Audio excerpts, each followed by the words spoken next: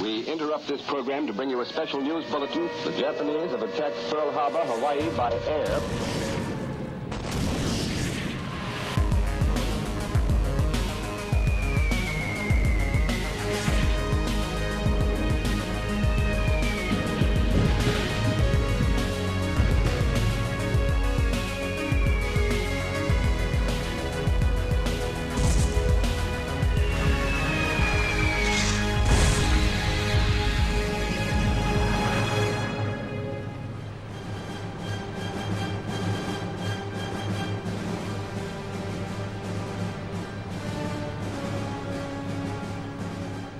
On the 8th of June 1942, the Japanese submarine I-21 cut a menacing figure as she steamed along the New South Wales coast towards Newcastle.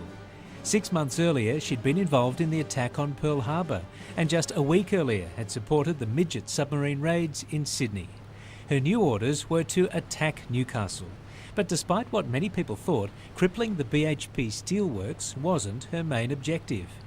You've got to remember, everyone was scared, and at this time, Japan shelled Newcastle, shelled Sydney, and they said, we can bring the war to wherever you want. We can bring it right to your doorstep. And that's what they were doing. It was a case of breaking morale, scaring the people, saying if we do want to come back, we will come back. And that's what they were all about. Many people mistakenly believed that it was a Japanese midget submarine that attacked Newcastle, similar to the ones that had launched raids on Sydney Harbour a week earlier, killing 21 sailors. But this was no midget. She was a mothership, as long as a football field and with a crew of 94 men. She could launch and retrieve a small seaplane or be fitted with midget subs.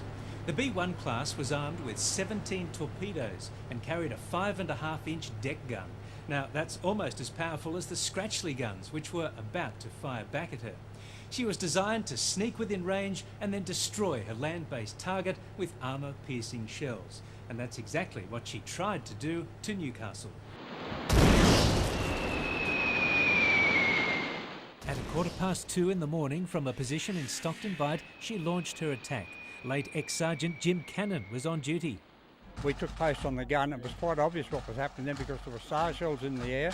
Newcastle was lit up like Luna Park, and we had to wait for order from the observation post from Captain Wally Watson as to what we were going to do about it and what the target was.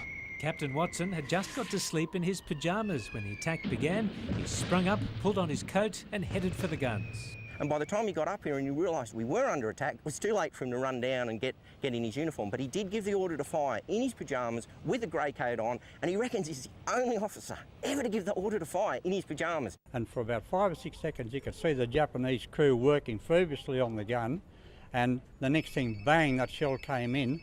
It came in, the turbulence from it that landed in Parnell Place took my giggle out off and pulled it off my head.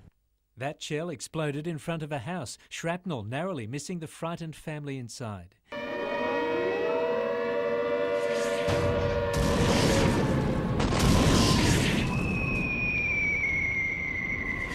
With the fort's return fire getting closer, Commander Matsura Kanji dived his sub and escaped.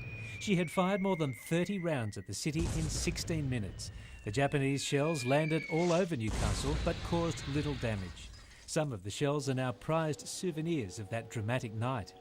In the months ahead, the I-21 kept hunting along our coast, sinking several ships, including the BHP iron ore carrier Iron Knight, with the loss of 36 men. But in November the following year, 1943, I-21 and her crew would meet their own fate. The sub was depth-charged by 2 US destroyers northeast of Papua New Guinea. All on board were lost. It was the end of a thrilling wartime story that began in Newcastle 70 years ago today.